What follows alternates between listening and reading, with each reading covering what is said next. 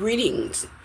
Welcome to Let the Truth Be Told Ministries Outreach. We're now in St. Louis, Missouri. This is a movement of God, and it's not just for a certain race, but it's for the human race that's been dealt with unfairly, that does not have a voice. And we have that voice, and whatever God has given us to be the voice with, whether it's writing, whether it's sign language, whether it's with our mouth, with our hand, or with our feet, we all have a voice to be a help for someone else that does not have that voice or that opportunity. Now, we are coming to you today to talk about racial injustice in Southeast Missouri, from as far as Kennett, Missouri, Still, Missouri, Braggadocious, Missouri, Haytown, Missouri, Carruthersville, Missouri, Portageville, Missouri, New Madrid County, that entire area, Marston, Missouri, is part of New Madrid County, Lilburn, Missouri, Sykes, Missouri, Kewanee, Missouri, Cape Girardeau, and so forth in the area that we're going to cover today. And if you have been a victim, we want you to reach out. Our mailing address is Post Office Box 26, located in Portageville, Missouri, Portageville. Our zip code is 63873. I am the founder and the pastor, Peggy, of Let the Truth Be Told Ministries. And today I have with me my sister, my big sister, the Pastor Vanessa Davis, which also grew up in Portageville, Missouri, who's currently in St. Louis, but have a lot of dealings with the environment and outreaches out there in that area. So today we're going to collaborate on some things that she has dealt with injustice in Southeast Missouri.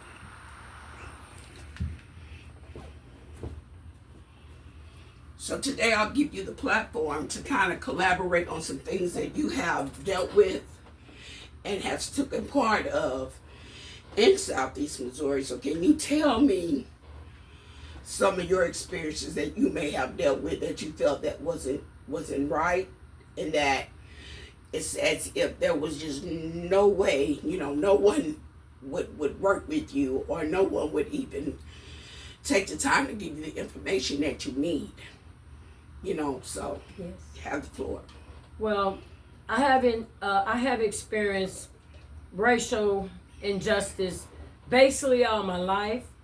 I've been gone away from my hometown, I would say almost 47 years. I left. I refused to come back because of the treatment down there. Treatment that I noticed as a child, that if I would go into the store, I couldn't just go into the store and walk. It was always a Caucasian lady that actually followed me through the store. And as a child, I grew, and that same lady, whenever I would go into the store, she would harass me. The same thing. So as I grew up, I got a little voice, and I actually told her that there's nothing in the store that I'm going to steal. I wasn't raised to steal. I was raised to pay for things. So that was one thing that I realized. Even when I was in school, I was called into the counselor office, which is a place where you should be able to go, and they encourage you and prepare you for your goals and things that you might want to do in life. But instead, I found them programming me, telling me what I wouldn't be able to do, such as you would not be able to get a job where you would have to lead somebody or actually use a lot of brain, common sense, because it's like you don't have common sense. So I was told that I could be a janitor and I could be a CNA, and that's what I could be, which I basically found in my life. I end up being both of those things because my mind was conditioned as a child that I couldn't do, and that I realized that I was different. My skin color was different. So there was a lot of things that I was actually left out on. I remember growing up and not really understanding to me, it was a part of the movement where the black people were set on one side of the school and the white people were set on another side of the school, you know. And then I also found out as I walked uptown, because I stayed on the outside of town, that when I actually walked uptown, I saw that there was places that they could sit and they could drink and play their music, but people of color wasn't given that opportunity. We was ran off of the street, had to be in at a certain time because we didn't really want to be picked on. Those are some of the things I saw in my life. I saw in my life my sister here, Pastor Peggy. I saw the stuff that she went through at school, the way they picked on her and the stuff that they did to her, and allow her to go to school, you know, allow her to go to school and then tell her, oh, we don't even have you on our record, you know, but they allowed her to go to school and then basically just put her out.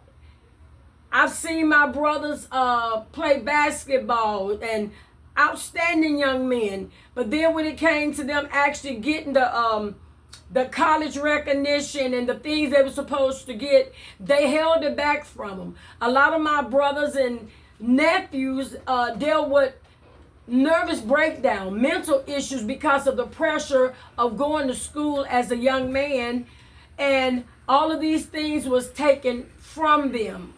Then to find out that one of the teachers that actually had the scholarships and all of the different things that these young men were supposed to get, that when he actually died, they found all of these things left in his drawer. I remember one year I have a brother named William Douglas Treadwell. I took and paid for everything that he needed for graduation and everything. And I called, that time the principal was Mr. Green, which I grew up under Mr. Green. And I called him and I asked him, is William Douglas Treadwell graduating? He said, yes. He said, William Douglas Treadwell has 24 credit. So I was excited, my brother getting ready to graduate. The shop teacher, which I can't remember his name now, he actually grabbed my brother, slammed him into the wall, and called him a nigger. Okay? My brother pushed him back. He pushed him back and refused for him to talk to him that way. Because of that incident, they took my brother diploma, did not allow him to graduate. And from doing that right there, that was the first time my brother was 19 years old. He took his first drink of liquor and found himself just drowning himself in that because of what was done to him as a young man. So what is fair about that when you have your credits? And instead of addressing the teacher from calling the young man that, they took his diploma and broke him into pieces. So I couldn't continue to stay in that town because I felt that if I did, something would happen to me, because I wasn't willing to keep my mouth closed. So I actually left the town. I left when I was 18. I'm much older than my brother William that I'm talking about that was 19. So I left. Another situation that I ran into, I have a brother that's named Ernest Treadwell. He's the baby of the family. He's not a person that stored a lot of stuff. He stays off to himself. He really doesn't talk that much. He talks to some people, but he do not talk to all people. So what happened with him was that every time my brother would walk or drive, they would pull him over and they would stop him. Now, when I was growing up, we used to call it WWB.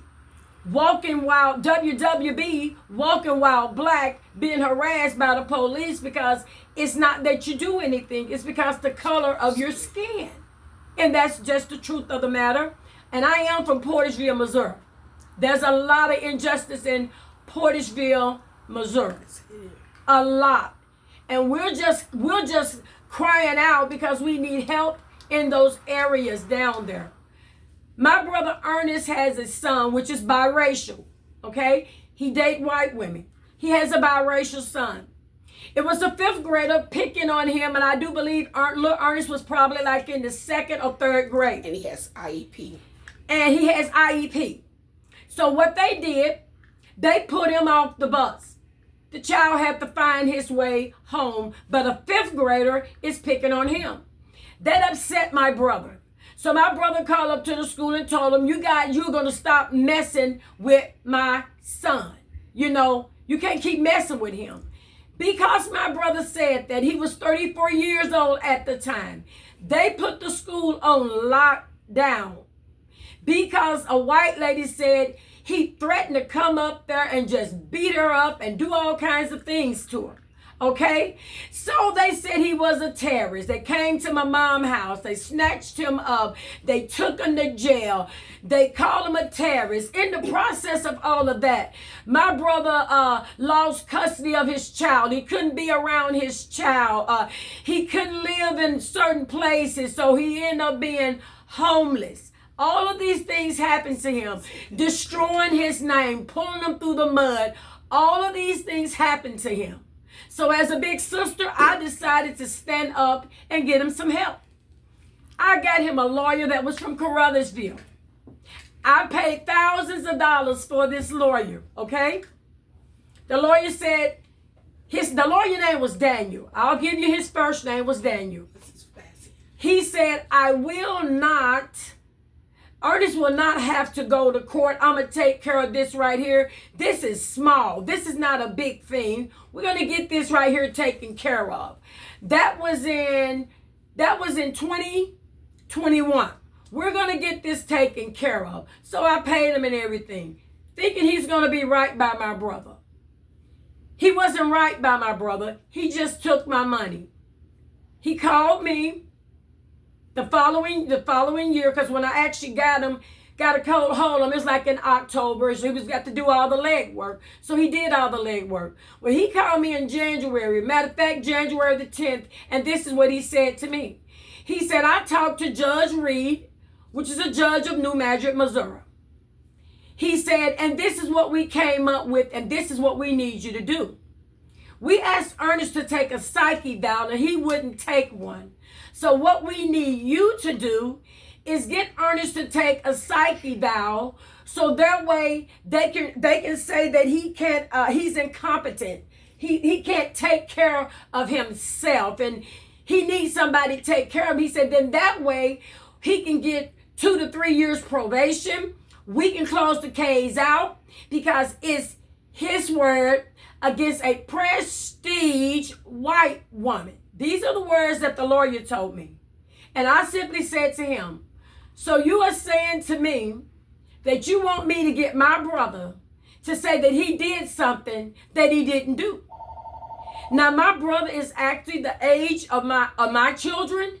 And I simply said, I did not raise my brother to take a fall for something that he did not do. So he told me, he said, well, that's what we want him to do. And I said, well, do you have a recording of any of this? He told me, no, we do not. She come from a prestige family, so therefore we have decided to take her word. So I say to you, what's just about that? Besides your skin, her skin, and from the background and family that you come from. There are different families that's in Portisville, the Ivies, the Pikeys, Sam, different people in Portisville that have prestige. They consider them as being prestige, which means that you are basically nothing. We're going to take their word in spite if they are wrong or right. So I end up losing a lot of money with that lawyer. And that lawyer also told me on January the 10th, 22, he also told me, oh, we put a tracker in a white lady purse and sent her on the street because we knew that Ernest would pick her up and try to help her so that we can actually track him. So they put a tracker in her purse to track my brother's whereabouts, setting him up. And I told him, what's right about that? Why are you guys trying to set my brother up? I thought I paid you to be a defense lawyer for him, but you're telling me that the lawyers, the judge, and the police in this era, they all work together. So basically, they took my money. I paid a big lump for what's it? Even for a bondsman. A bondsman.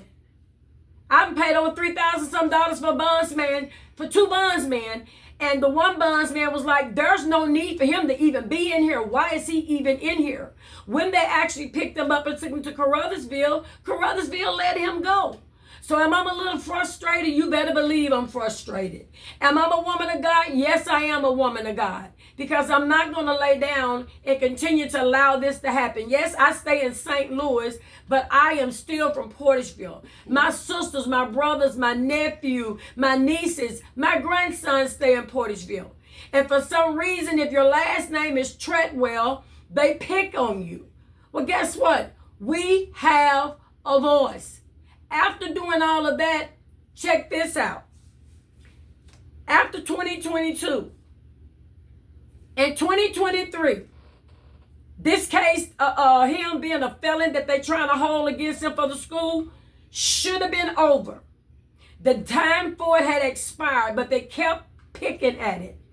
So in 2023, at the end, somewhere around by the end of the middle of July, they come to my mom's house and say, we have a warrant for earnest rest, we just gonna, take him up here. And my mom like, what do you do now? And my brother looking like a deer in headlights, like, He said, I don't have like what's going on? I paid all my tickets, so I don't understand. He said, I didn't get anything saying that I missed a court date. He said, I don't have a court date. I don't have a lawyer. And I was there when the young man came to my mom's house. My brother walked around to the side and he said, hey, Ernest, you have a warrant out for your arrest. Ernest said, for what? He said, well, they say you missed your court date. He said, I don't have a court date. My court date is not until another month. He said, well, your lawyer, your probation officer said that you missed your appointment. He said, I don't even have a probation officer. So they took him to Charleston, Missouri, and from there they took him to Charleston, Missouri. We were not able to get a hold of him.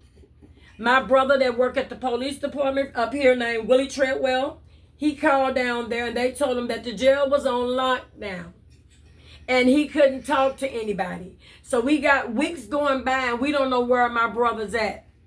Then all at once in August 17, my brother resurfaced, but when he resurfaced in St. Louis, Missouri at the Forensic Treatment Center for mental people. They had declared him incompetent. Not the lawyer, but the judge said he was incompetent. He didn't understand what they were saying, so that's the reason why they have to send him up there. Okay? So then I say to you, is it a coincidence that January the 10th, 2022, they called me and asked me to do this, but in 2023 and August 17, they actually did it and put him in that place. He was in there for 7 months. And then in the process, I got a stack of paper, that tells me everything that's going on because he actually put me on there as the person to actually go to person. So I went up there to that forensic center every Tuesday to see my brother. I asked the caseworker to give me his files. They gave me everything. When they gave me the files and I looked in it, it frustrated me because they fabricated so much stuff on there. They had my brother being 13 years old and strung out and a drunk and all these things, and that's not true. He's not a drinker, So a lot of stuff they put on there was not true, and then they wanted to make fun of his religion to say, oh, he's crazy, listen to what he's saying. When they asked him about church and if he go to church, and he told them what the Bible say, that we are the church. We are the church. Not that building, but we are the church. So they used that little statement that he made and try to use that against him. So a whole lot of stuff on there, they made fun of his religion. They tried to say he was in a corner talking to himself and told him that. And we was there and he was like, I did not tell you all that. I didn't tell you that. So they tried to do all these things to him. But the funny thing is he spent 7 months there. 7 months. If that's not injustice, I don't know what is. To come to the point where they say, okay, there's nothing wrong with him. Let's send him back to Southeast Missouri.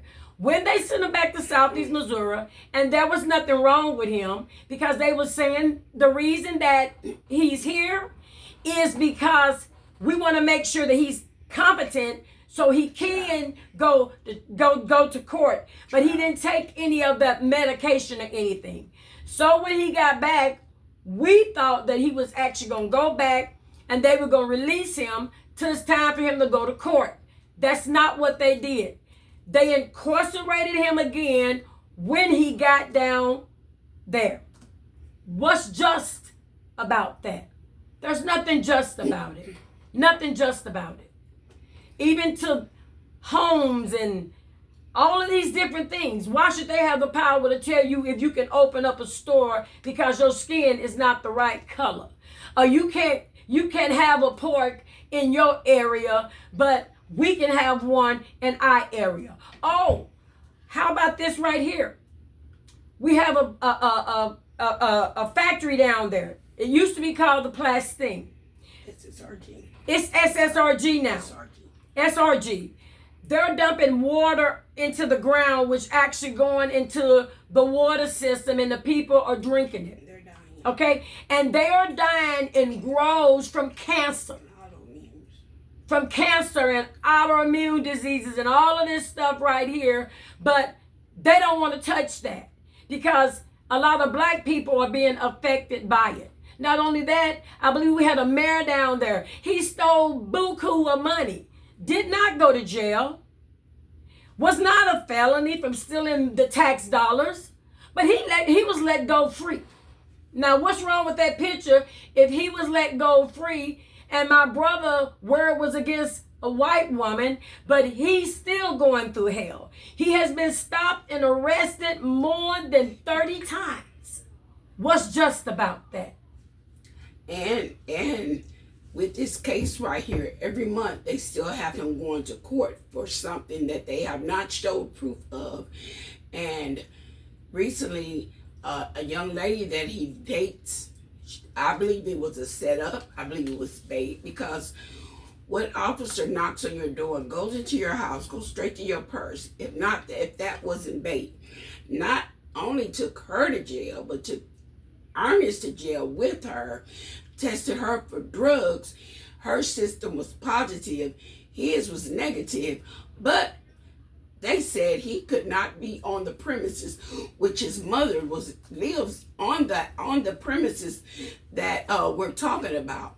But this girl is allowed to come back, which they say in the lease and the bulletins that they send by, which I've read with my eyes because I live over there in that area, that it's automatic determination of your lease, and you are immediately removed and evacuated off the premises.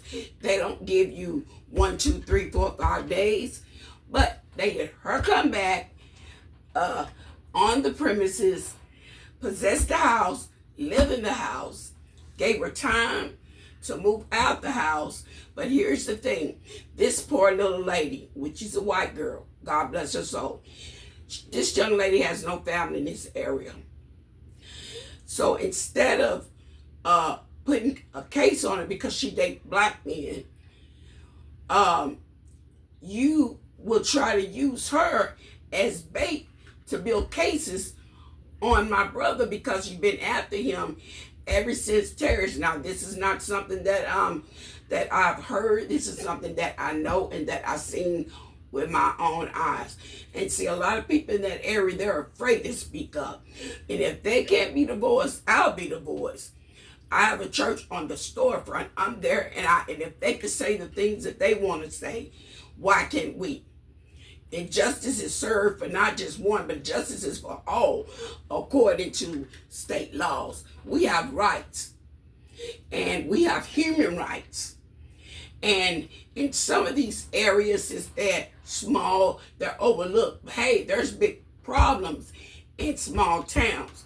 Now, this is not a story that what I'm about to tell you that I experienced, but I did endure it because this is a family that we love, we grew up with, and what happened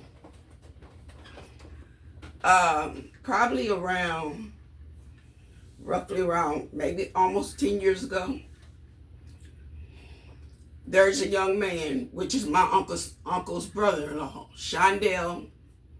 I won't give you his last name. Beautiful soul. I used to pick him up when he would go to church in Marston at Good Hope with my mom. He stopped drinking. He was clean. So one Saturday night, Shondell left the house. I guess he was going to walk uptown, which is probably about almost 10 miles away, probably less than that. But he get ran over by a Caucasian man. They said they did not see him.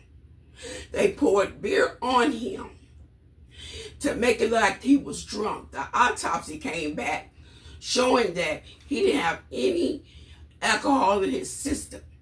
Now, going back to the 80s, there was an incident down, we call it the school road, where a young lady was accidentally ran over, okay? And this young man, being a black man, was incarcerated for 7 years. Now, what is just about that? Isn't it injustice? The black man, it literally was an accident. He didn't have alcohol in his system. She didn't have none in hers. But Shondell, he was just an innocent child, just like the young man that went to prison in the 80s.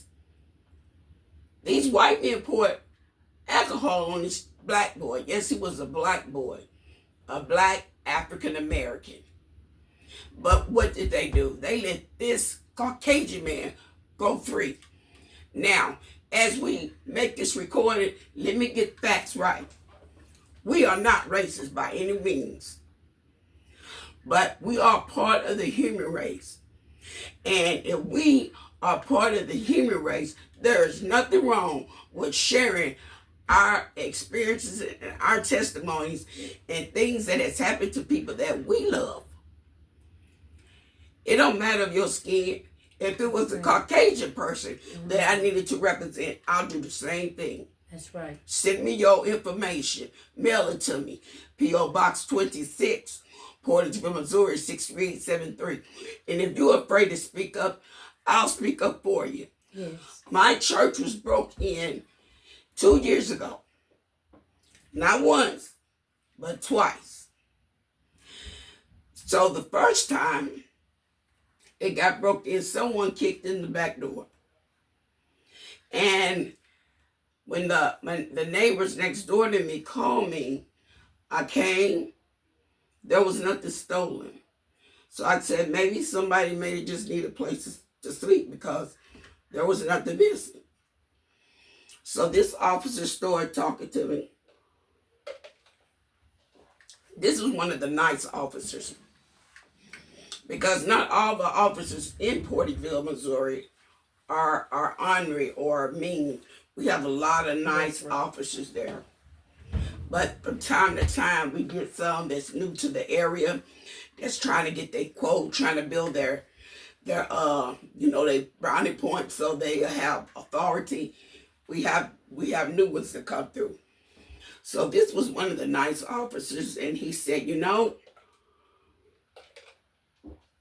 we have a few homeless guys here, and they really don't have nowhere to stay. He said maybe they was looking for somewhere to stay, to lay their head. He said, like Artie Long. I said, Artie Long? He said, yeah. I said, that's my nephew. One thing about my nephew, Artie is not a thief. Artie like to get high, okay? But he ain't gonna break into your church, because it's times when he call me, Auntie, I need this. If I can provide, I will. And we've been around him all his life. He don't steal. He don't even drink. He just like to get high. So the thing is this right here. Immediately, because she saw that you got these black men that was homeless, and he's called another name out, but I won't say his name. But he called another name out, and I'm like, well, he's homeless too. Now, over the last 12 years, I have went to the police department. Portageville, Missouri Police Department, which my business is right down the street from them, on the same street. I went to them. I said, look, there's some kids on the back lot, and they partying and they throwing stuff in our back of our churchyard, breaking bottles, tampons, you name it. It's piles of trash back there. And yeah, the wind blows, but still, why is all this trash out here like that? So first I went verbally. Nothing was done. All it was told is that, yeah, a lot of the other businesses are reporting them in. Yeah, nothing happened. Why is that? Because my brother Ernest Treadwell went to go get a soda at the soda machine because his blood sugar was dropping. And so there was a white man that was walking that Ernest knew. He's a friendly guy, and Caucasian guy. It was like it was bait. Ernest put on the lot to get a soda. The police put it there. The Caucasian guy had drugs in a pipe on him. They said they found a little weed on Ernest. But you got across the street what an officer sitting on the same lot where these little Caucasian kids, which is friends of their families or some of their children, maybe some of their nieces and nephews, out there partying and I mean all times of night, vandalizing stuff, and nothing is being done. And one of the nice officers told me when my church got broke into, he said, you know what? That we got cameras planted throughout Portageville in certain areas, and the places they got it planted at, they need to focus on behind your ministry and these other businesses where these kids are sitting at, because guess what? We had to break up a big fight the other night. But did any of those children go to jail? No, they did not. But did my brother get shipped down to Charleston where they have the capital crime, and the guy that was in his car that night that had mega drugs got sent to Carruthersville where misdemeanors are? I called. Was let go. Yeah, I called Charleston, Missouri, asking them, did they have an Ernest Treadwell? Remember that? I was up here. And what was their words? Nope. They said no. Then I called Pneumatic County Courthouse. And I asked about Ernest Treadwell. What did they tell me? They was looking for what? They were looking for a case. Mm-hmm. They was looking for something to find him for. Because he didn't have anything on him. That's what she said. That. She said, we don't have anything on him, but we're looking for something to charge him with. And if God be my witness, if they will pull that tape, those were her words. Those were her words. So ever since that took place at the school, every time you turn around and we not coming out of our pockets paying thousands and thousands and thousands, let alone she have lost thousands of dollars. One night, my mom called me and said, hey, Vanessa called. She said that the police just pulled over Ernest. That was another young lady that they used for baits. So I got up out of my bed. I went to the area. I pulled up. There was 2 police cars. And when I came up, which my sister was on the phone the entire time, tell them what you witnessed. What I witnessed, my little brother called me. He said, Nessa, he said, they pulling me over again. I ain't do nothing. He said, they pulling me over again. And I said, well, just leave me on the phone. So they got out and they said, we're going to search your truck. He said, what did I do? What you want to search my truck for? We can search your D truck. We'll get the the canines on you. He said, for what? Why did you pull me over? And they was just going what they're going to do and what they're getting ready to do. And he kept asking them, but what did I do? I'm not speeding. I'm not drunk. What did I do? And then at that time, I heard my sister voice, and she said, what did he do now? And then one of the police looked at her and must realize that she has a blog. And he said, are you the woman that got the blog? And she said, yes, I am. What did he do? From that right there, the whole conversation changed because the blog lady was actually there. He started talking about his teeth and all this stuff right here and laughing and talking and trying to be nice because he knew she had a blog and that she would go actually put the information on there. So when it all boiled down, they said, oh, you just got behind your car right there where your tag's at. The light is out. It's blinking. It's not on. Just get that fixed. You all right. It completely changed only because she walked up and he knew about her blog. Now, what's just about that? After all, I had witnessed the harsh talking to him and all of that sicking the canines on him. It completely changed when she got there. And to make a long story short, I have reported corruptive behavior on police department before. And one thing that I would tell you guys, read. It's there. And if you search it, you're going to find that there's, you have rights. And they're called human rights. And you learn that there's bylaws even that the police officer is supposed to follow. But here's the thing. If they're supposed to be wearing cameras at all times, how are they cases accepted when there's no proof of anything? So, but they get away with it because they're not wearing it. They get new cars. I mean, trucks that the citizens are paying for and stuff. But where is the proper attire? Why is it that people in other cities and stuff, they have to wear it? But in these Bootheel areas, in small town, there are big problems. Matter of fact, there's bigger problems in small towns than they are in cities, believe it or not. Half of the people that go up, if they don't like you or you do something to their family member, they send you up. Let me tell you something. I won't call a name. There was a case, something that took place years ago. And we know that it don't matter who you love. I don't care if you're white, blue, green, or yellow. Love do not have a color. But in those areas, if you're dating someone of an opposite race, especially if you are a black man, and you're dating a white lady, you're going to go through a lot of chaos. They will put a case on you and threaten you because you're dating their daughter, and they don't play that. And they will have your head, and they will have you locked up for life.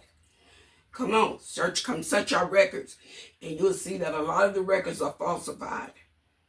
But it's time for a light to be shed on these things. It suppresses my spirit for years because the people are afraid in Portageville and other places to talk. Now, they said, well, you go to the NAACP. Let me tell you something. There is something called HIPAA. And that means that if you go to NAACP about your personal business and then you hear it from someone else, that is against the law. So we don't have no NAACPs. We have PCCAs, that's all. And ain't nothing about no justice with them either. So when you reach out to different places, they say you go here, but really all of them work together. Because Missouri is system, it's not designed to protect and serve. It's designed to protect what they want and their people, and but it's designed to serve us with warrants and bills. That's right. And they take these guys, these young men.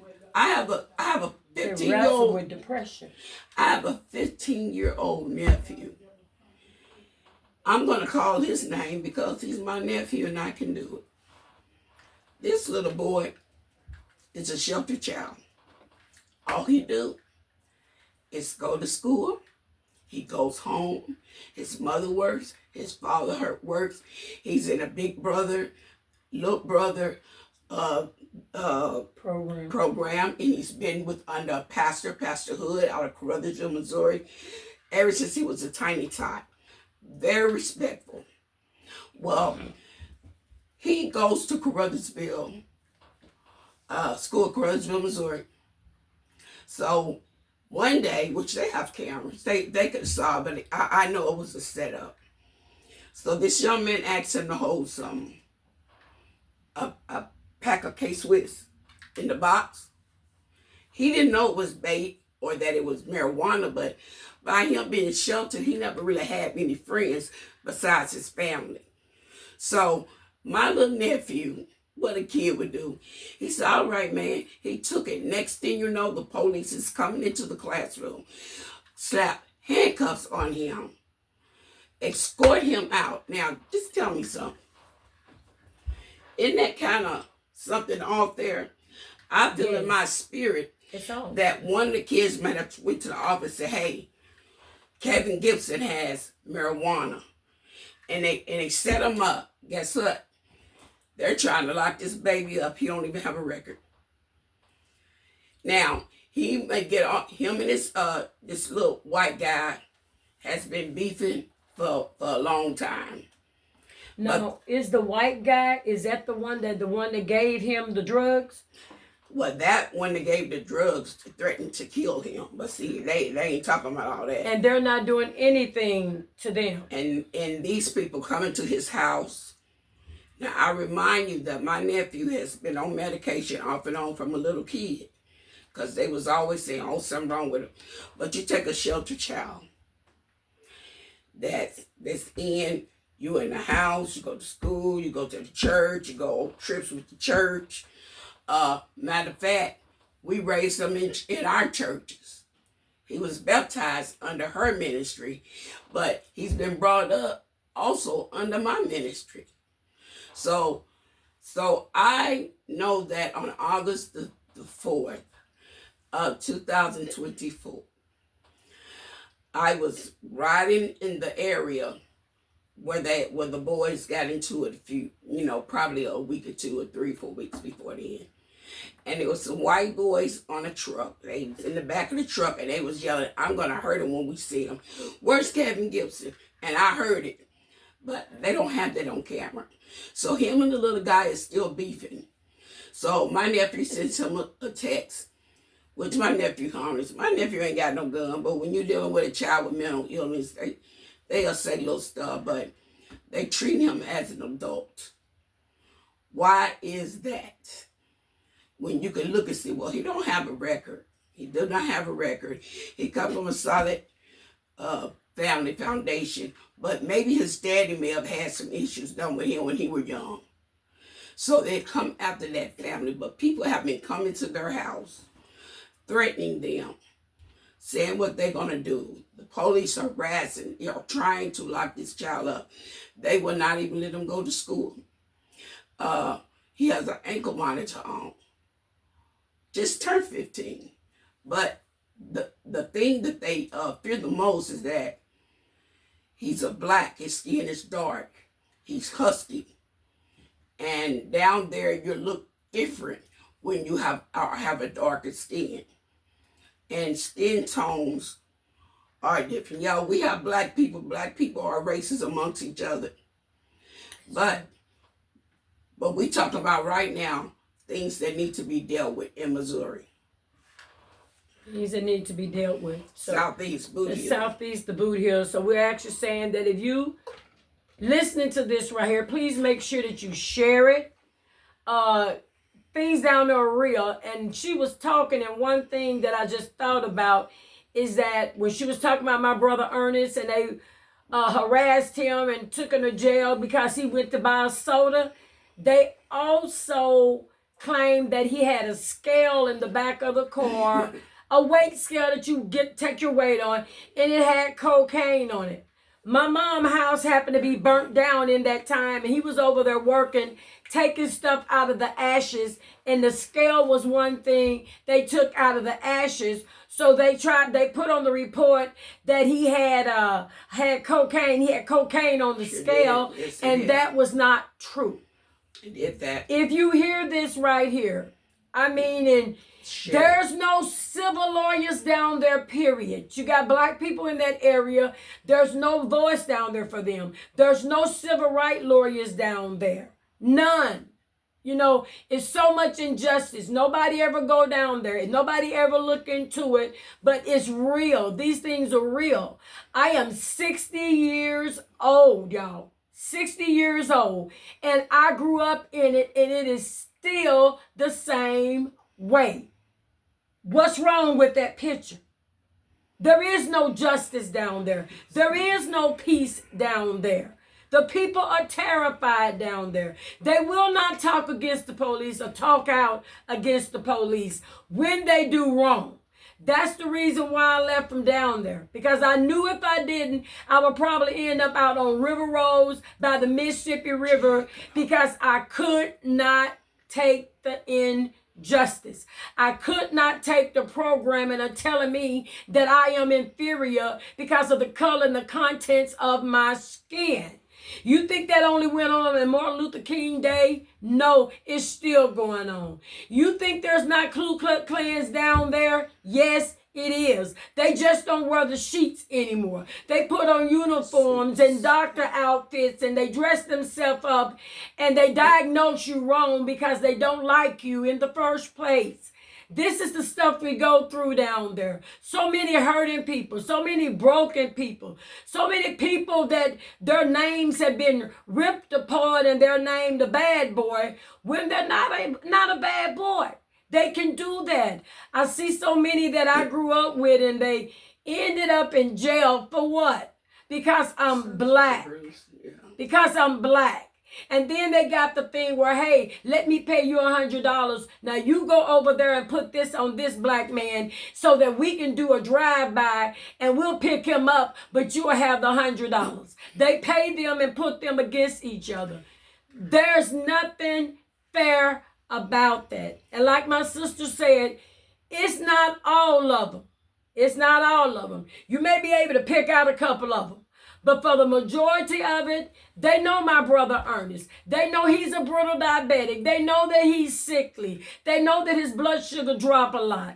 In the past 3 weeks, my brother has been in and out of the hospital, not able to go to court. I talked to, matter of fact, they called me Saturday to let me know, hey, your brother got court on the 10th. Is he's not there? He's actually going to be locked up. And then, we got one for him on the 19th too, because of the incident that happened in the village. Okay? All of this stuff they constantly piling up on him. But like I asked him, how can he be there if he spent 5 days in the hospital and get out and stay 2 or 3 days, and he just went back in, spent another 5 in, and he just got out. And then what he going to court for on the 19th, it's not nothing to do with him. Because he's dating a white girl that got caught with meth, they planted that. And they can say whatever they want to say, but this is just injustice. Because how is it that if I got drugs and they find it on me and I'm the one that tests positive, why is it that you got to go to court too? They're finding something to lock him up for. They're picking at him, and I'm sorry. I don't know who on the other side of this is crying out for help, but we could be that voice if you don't want to be that voice. And the reason why the people, especially, and whether it be Caucasian, Mexican, it don't matter. If you are afraid to speak up because you've been threatened, your life been threatened, or what they would do to your children, talk to us. We're here for that. And like I said, if either one of us end up dead, let me share something with you. Just know that it came from us doing this video, because the law can hire whoever they want to hire, but one thing about me, to be absent from the body is to be present with the Lord. So I'm not afraid of death. Okay, let me let you know that one thing, I know how to pray. I know how to get a prayer to God, and if God be for me, who could be against me? So vengeance of mine, said the Lord. I'm not coming to you in vengeance. I'm coming to you using my God gifted talent, my voice. That's right. And for those that do not know, that may say, oh, they call themselves a Christian. Well, who said that Christians don't get angry? Who said Christians don't have emotions? We do self-control. We don't react on what we feel, but yes, we talk about it. Not only that, you know anything about the Bible, what about Jesus? When he went up in the temple, what was they doing? What was they doing? They was up in there gambling and selling stuff in the house of God. So Jesus took a whip. This is Jesus, you guys, I'm talking about. And he whooped them up out of the temple. And his words to them was simply this: give unto Caesar what belonged to Caesar, and give unto God what belonged to God. How dare you make my Father's house a den of feasts? The Bible say the kingdom suffer violent, and the violent take it by force. That means we rise up in the spirit and we pray. That means we use our voice, because you cannot shut us down. And that's just the truth of the matter. If I go to jail, so what? I'll go in there and I'll pray, and I'll pray my way out. Yeah. If I go, it's because God wants me to go. All the silence pray. All of this is time out for being quiet. So please, if you can help us, help us. Prejudice is not about being prejudiced. My granddaughter, I only got one granddaughter. She's biracial. I got multiple nieces and nephews that are biracial from generation. So it's not about being prejudiced. It's about being right and just and standing up for what's right. Whether you black, I'll stand up for you. Whether if you're white and poor and somebody's mistreating you, I will stand up for you, because that's what I'm supposed to do. I am that voice that say John the Baptist crying in the wilderness. We're going out before you. We're making a war cry, because those small towns need to be exposed. So make sure that you actually share this video. We appreciate you guys. I thank God for my sister, Pastor Peggy, traveling 3 hours just to get up to here, and actually spend a little time with us, because we're not going to stop. We're moving forward in power. If there's any civil rights lawyers out there, any pro bono lawyers that believe in, even lawyers that believe in standing up for right, we're asking you to join us, and my sister going to give you the information one more time. You can reach me. I will give you my mailing address, and if you would like to drop a comment under the video below, I will give you information that you need to contact us, and we're here to assist you, to encourage you, to give you hope, and let you know that you're not by yourself. Someone is going through that needs this, and we come in love. There's no animosity. But this is our given right, and this is our human right. It's to open our mouths. And I just want to say this right here. For God so loved the world, John 3:16, that he gave his only begotten Son, that whosoever believeth in him will not perish, but have eternal life. So we believe. We are believers. So we know that eternal is our lives.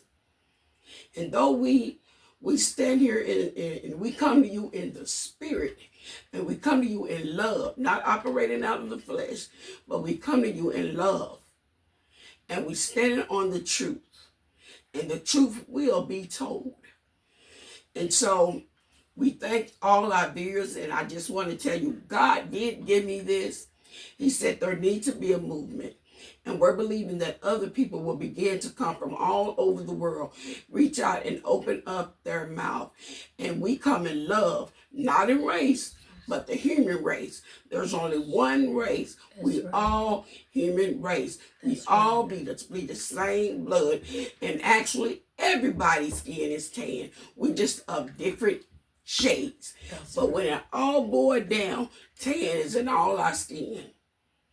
So God created us the way he wanted us to be.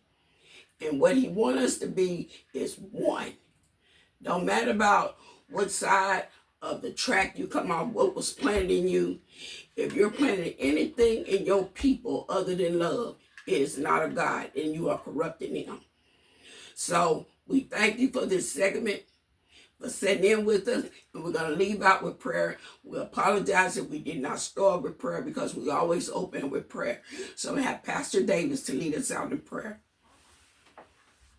Heavenly Father, we humbly come into your presence this evening, thanking you, oh God, and magnify you, God, for all that you have done. You have kept us all day long and strengthened us, empowered us to be able to, God, to go out into this world and do what you have called us to do. So I ask you, God, up under the sound of my voice, of everybody that's listening to me, God, that you bless them, God, in whatever area or whatever need they may have, God, that you meet their need, Father.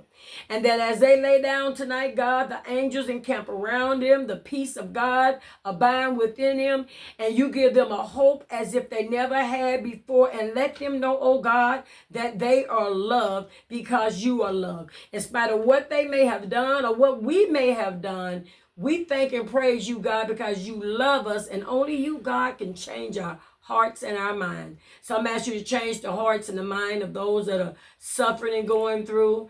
I ask you to change the hearts of the mind of the governors, the police, those that are in high places, God, that you touch their hearts, Father God, and fill them with love. Protect them as well as you protect all of us. Lord. We thank and praise you, oh God, in Jesus' name. Amen. And we're asking you guys to share, spread it. It got to go out. We want it to spread like wildfire. So spread it. Put the word out. We love you. Until next time, have a blessed one. And God loves you as well.